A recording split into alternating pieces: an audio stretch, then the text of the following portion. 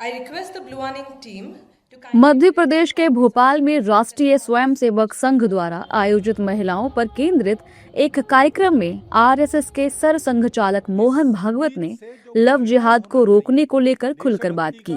इस दौरान उन्होंने कहा कि लव जिहाद पर रोकथाम की शुरुआत परिवार और घरों से होनी चाहिए। मोहन भागवत ने कहा कि जब घर और परिवार में नियमित बातचीत होगी तो ऐसी समस्याओं पर स्वतः अंकुश लग जाएगा। हमें ये सोचना चाहिए कि हमारी बेटी किसी अजनबी द्वारा कैसे बहकाई जा सकती है। जब परिवार में नियमित संवाद होता है तो धर्म, संस्कृति और परंपरा के प्रति सम्मान स्वाभाविक रूप से विकसित हो जाता है। मोहन भागवत के इस बयान पर एआईएम प्रमुख असुद्दीन ओवैसी की तीखी प्रतिक्रिया सामने आई।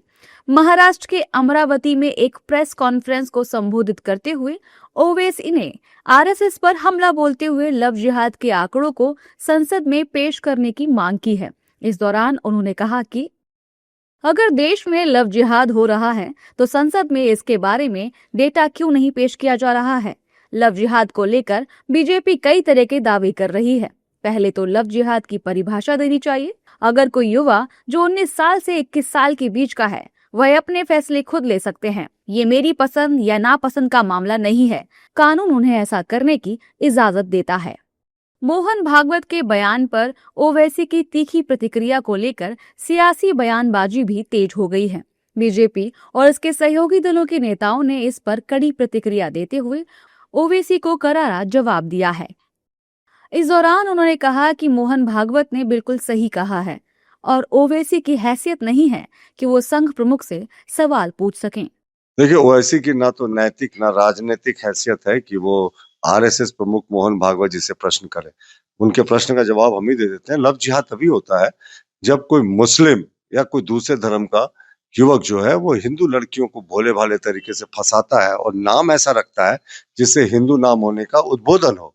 और जहां तक भारतीय जनता पार्टी के नेताओं की शादी की बात है तो साहब, प्रेम विवाह और लव जिहाद में अंतर होता है। जहां लोगों को अपने धर्म का पालन करने की पूरी छूट होती है। जितने हमारे बड़े नेताओं में 2-3 उदाहरण है जिन्होंने शादियां की दूसरे धर्मों में, तो उन्होंने अपने जो पत्नियां हैं उनको अपने धर्म को मानने का पूरा छूट देकर रखा। लव जिहाद तो तब होता है जब आप शादी करके उसके दूसरे दिन से ही अपनी पत्नी को धार्मिक परिवर्तन के लिए प्रेशर बनाते हैं। Mr. Owaisi, love jihad is when a boy fools a girl, traps her into matrimony and misuses her and her objectively, as well as the institute of marriage is compromised. And there you try to suggest that two consenting adults who are of different backgrounds should not be married in wedlock. Who has said that? You can be married to a different culture. That is the beauty of unity and diversity,